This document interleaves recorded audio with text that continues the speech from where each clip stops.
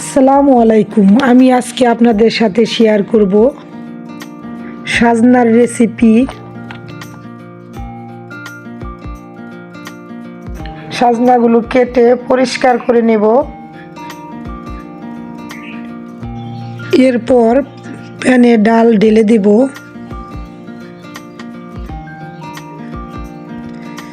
ডালে বলক চলে আসছে, এখন দিয়ে দিব হলুদ, অ্যাড করে দিব কাঁচামরিচ, পেঁয়াজ, দিয়ে দিব আদা রসুন বাটা, জিরা বাটা। ভালোভাবে মিক্স করে নিব। এরপর দিয়ে দিব সাজনা কাঠিগুলো আস্তে আস্তে করে।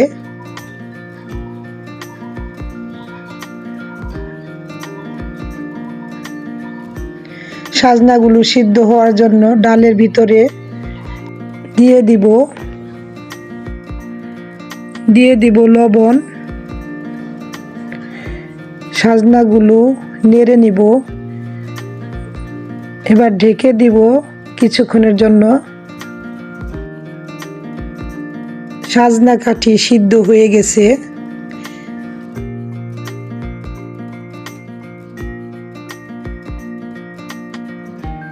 প্যানের মধ্যে তেল দিয়ে দিব।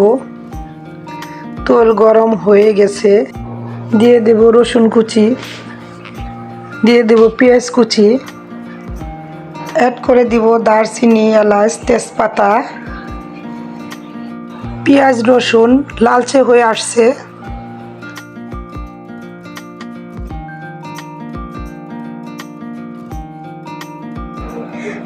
বাগার দিয়ে নিব।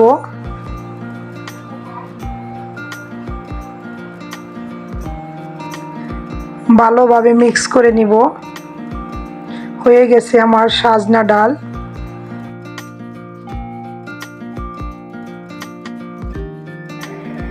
কমপ্লিট।